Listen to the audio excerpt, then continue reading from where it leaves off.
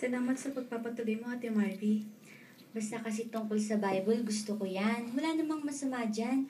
Tsaka sa panahon natin sa ngayon, talagang pasama ng pasama ang mundo. Kaya importante na naglalaan tayo talaga ng panahon sa Bible, di ba? Natutuwa naman po akong malaman na interesado kayo sa Biblia. Tungkol po sa sinasabi ninyo na lalong sumasama ang mundo, binabanggit sa Biblia na tanda ito na nabubuhay na tayo sa mga huling araw. Mga huling araw? Dati ko pa yung naririnig eh. Ano ba yung sinasabing mga huling araw na yan? Basahin po natin mula sa Biblia, 2 Timoteo 3:1-3.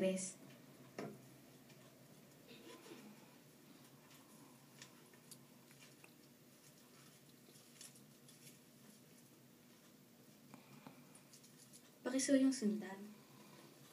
Ngunit alamin mo ito, na sa mga huling araw ay darating ang mga panahong mapanganib, na mahirap pakitunguhan, sapagkat ang mga tao ay magiging mga maibigin sa kanilang sarili, mga maibigin sa salapi, mga mapagmamumuri sa sarili, mga palalo, mga mamumusog, mga masuwain sa mga magulang, mga walang utang na loob, mga di matapat, mga walang likas na pagmamahal, mga hindi bukas sa anumang kasunduan, mga maninirang puri, mga walang pagpipigil sa sarili, mga mabangis, mga walang pag-ibig sa kabutihan.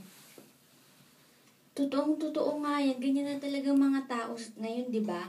Pero naisip ko, bakit parang ang tagal naman puksain ng Diyos ang masasama? Bakit hindi pa siya kumikilos? Ang sagot po ay nasa Biblia rin. Basahin ko po sa 2 Pedro 3:9-15.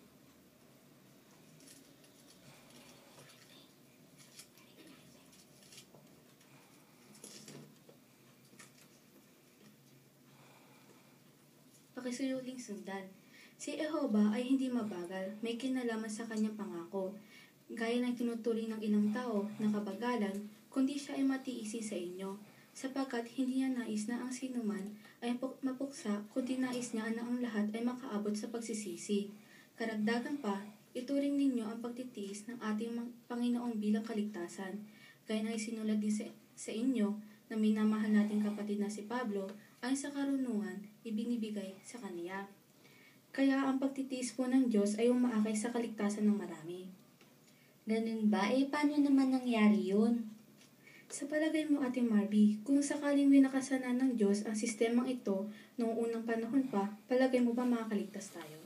Siyempre hindi. Wala naman tayong alam pa siguro nun tungkol sa Biblia at baka nga hindi pa tayo naipanganak nun. Ganun na nga.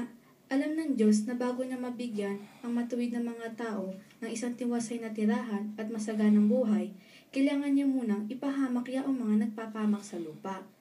Pero dahil mahal ni Jehova ang mga tao, hindi niya nais na ang sinuman ay mapuksa. Pakibasa mo, Ate Marvy, ang Ezekiel 3:17-18.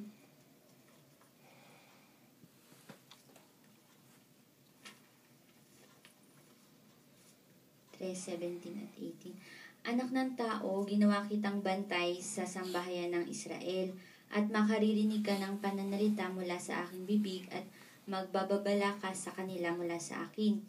Kapag sinabi ko sa balakyot, ikaw ay tiyak na mamamatay at hindi ka na nga nagbabala sa kanya at nagsalita upang babalaan ang balakyot sa kanyang balakyot na lakad upang maingatan siyang buhay, palibasa ay balakyot siya sa kanyang kamalian ay mamamatay siya, ngunit ang kanyang dugo ay sisingilin ko sa iyong sariling kamay.